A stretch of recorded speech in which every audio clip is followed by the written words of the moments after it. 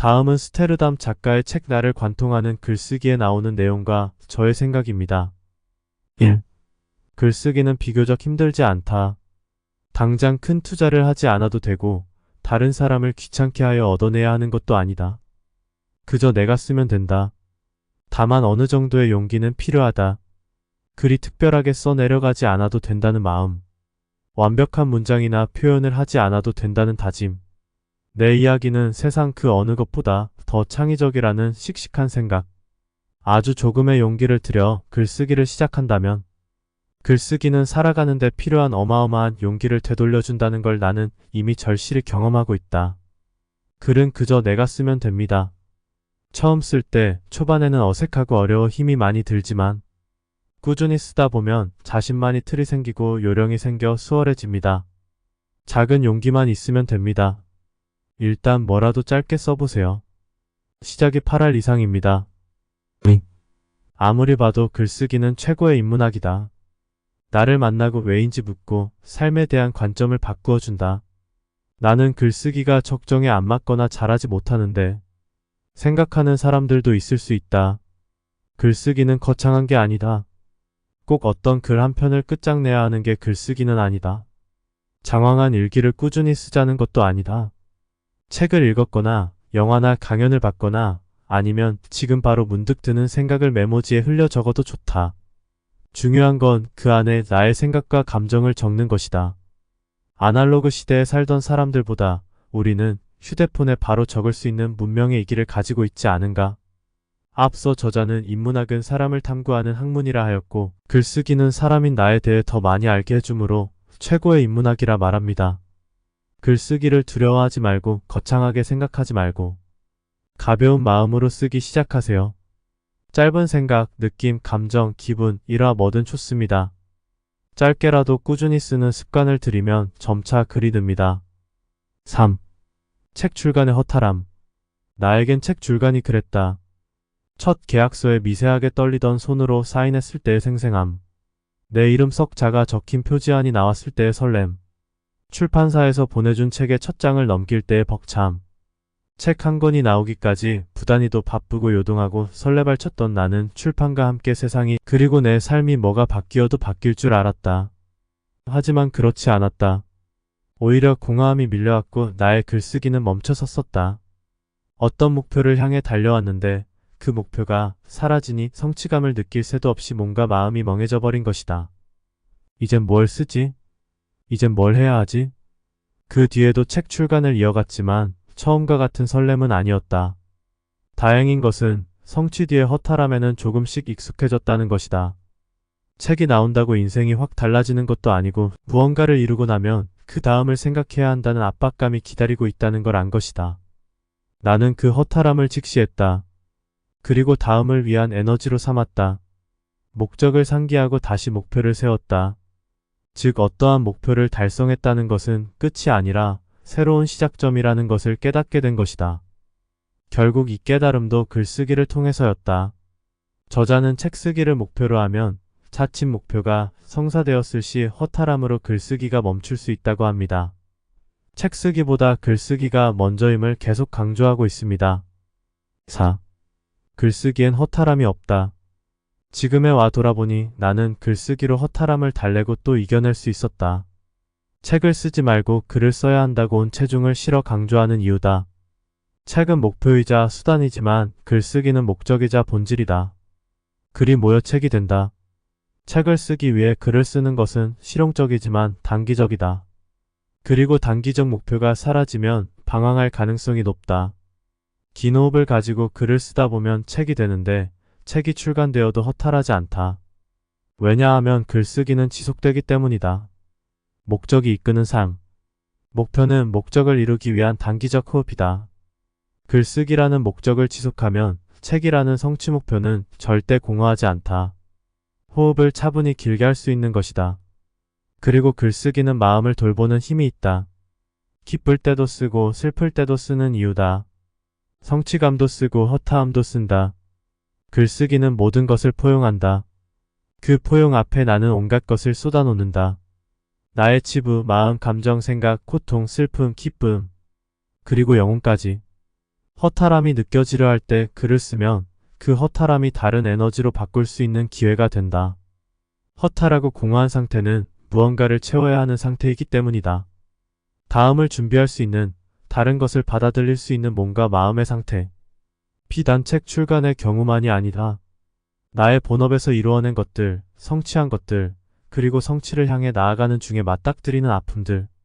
나는 그 모든 것을 수렴하려 노력하고 글쓰기는 그것들을 포용해준다. 그러니 안 쓸 수가 없는 것이다. 감정이란 것은 크기와 범주가 없는데 글쓰기는 그것들을 온전히 담아낼 수 있다는 게 나는 지금도 놀랍다. 왜 진작 글을 써오지 않았을까? 왜 이제야 난 글을 쓰고 있는 걸까? 지나간 허탈함들의 동정을 보내며 나는 오늘도 쓴다. 책을 관통하고 있는 골자입니다. 책은 목표이자 수단이지만 글쓰기는 목적이자 본질이다. 목적이 이끄는 삶을 살아야 한다. 목표는 목적을 이루기 위한 단기적 호흡이다. 따라서 책 쓰기보다 글쓰기가 먼저다. 글쓰기를 지속하면 글이 모이고 책이 될 수 있다고 말하고 있어요. 글쓰기는 내 마음을 돌보고 모든 감정을 포용하며 많은 것을 담아낼 수 있습니다. 상처는 글이 되어 나를 다독인다. 직장을 다니며 글을 쓰는 나에게 사람들은 묻는다. 아니, 어떻게 이렇게 바쁜 와중에 글을 쓰세요? 또는 시간이 많나 봐요? 라고. 나는 준비된 대답을 한다. 아, 저는 스트레스를 받으면 글을 씁니다. 그래서 글을 많이 쓰게 되죠. 두 가지를 말하고 싶은 건데 글정적으로 묻는 사람들에겐 글쓰기의 위로를 전하는 대답이고, 시간이 많아서 글을 쓰냐는 꽈배기와 같은 마음으로 묻는 사람들에겐 스트레스를 좀 더 의미 있게 푼다는 메시지다. 많이 쓰는 만큼 스트레스도 많이 받고 있다는 뜻이기도 하고, 실제로 그러하기도 하다. 요란한 마음은 글쓰기와 함께 진정된다. 그 마음 하나하나 굴곡이 심한 감정을 글로 풀어나가다 보면 마음 깊은 곳, 어느 지점에서 나를 만날 수 있다. 마주친 나의 모습은 상처투성이다. 하지만 그때서야 비로소 어디가 아픈지를 알 수 있다. 상처가 있는 곳, 그곳을 어루만져야 한다. 어디가 아픈지 모르고 그저 아프다는 것만 아는 것은 스스로에 대한 예의가 아니다. 머리가 아픈지 팔이 아픈지 마음이 아픈지 들여다봐야 한다. 글을 쓰면 그게 보인다. 글을 쓰면 자신의 상처가 보이고 그 상처를 어루만져 치유할 수 있습니다. 저도 점점 글을 쓰면서 글쓰기를 통한 치유의 힘을 경험하고 있습니다. 6. 생각이 많다고 또 글이 바로 나오는 것은 아니다. 적어놓은 메모들 중에서도 글로 나오는 것들이 있고 그렇지 않은 것들이 있는데, 그 차이는 바로 깨달음이란 결론이다. 결국 무언가를 깨달았을 때 또는 깨달으려 나는 글을 쓰는 것이다. 데카르트가 남긴 유명한 말에 빗대면 나는 아래와 같이 표현할 수 있겠다. 나는 깨닫는다. 고로 쓴다. 깨달아서 쓰고 쓰니까 깨닫고. 이것이 결국 글쓰기의 매력이자 위력이 아닐까? 같은 경험을 한 적이 있어 공감이 되었습니다. 어떤 것을 깨달아 글을 쓰게 되는 경우도 있지만 글을 쓰는 과정에서 새로운 깨달음을 얻는 경우도 있었습니다. 깨달아서 쓰고 쓰니까 깨닫고. 절묘한 표현입니다. 7. 작가의 한자는 지를 작가 집가로 구성되어 있다. 그것이 의역이 되어 어학사전의 작가란 뜻은 예술품을 창작하는 일에 종사하는 사람으로 되어 있다. 눈치챘을지 모르지만 다분히 직업적 성격으로 정의가 되어 있다. 그 원뜻으로 돌아가 나는 작가가 자신만의 집을 짓는 사람이라고 강조하고 싶다. 집은 각자의 세계관을 말한다. 작가에게 있어서, 콘텐츠를 양산하는 사람에게 있어서 세계관은 생명과 같다. 세계관이 형성되어야 중력을 만들어내고 그 중력이 사람들을 끌어모아 그들에게 영향력을 나눌 수 있기 때문이다. 그렇다면 나만의 집을 어떻게 지어야 할까? 집의 모든 재료는 나와 내 일상에 있다. 결국 나로부터 이야기는 시작되고 당연하고 뻔한 일상이 새로워 보일 때 비로소 직업으로의 작가가 아니라 업으로의 작가가 되는 것이다.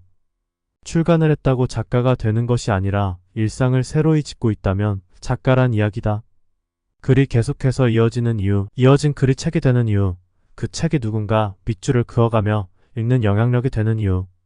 그 모든 건 일상을 새로이 지어 나만의 집을 만든 과정이자 결과다.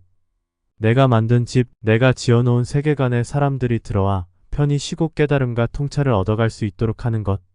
이것이 바로 작가의 본질이자 보람이고 기쁨이자 희열이다.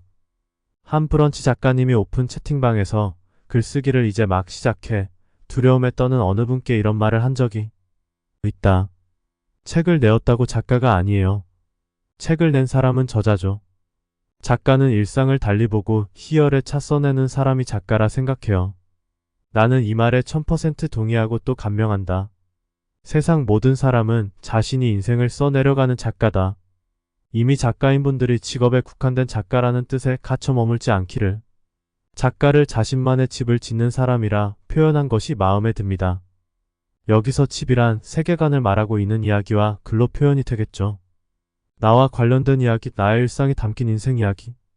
나의 집에 사람들이 들어와 편히 쉬고 깨달음과 통찰을 얻는다면 그 집은 제 할 일을 다 한 것입니다. 저도 그런 집을 짓고 싶습니다. 그런 글을 쓰고 싶습니다. 사람들에게 편안함과 위로, 깨달음과 통찰을 줄 수 있는 글. 여러분도 여러분만의 집을 지어보세요. 글 쓰는 수의사 투더문이었습니다. 같이 함께 멀리 갑시다.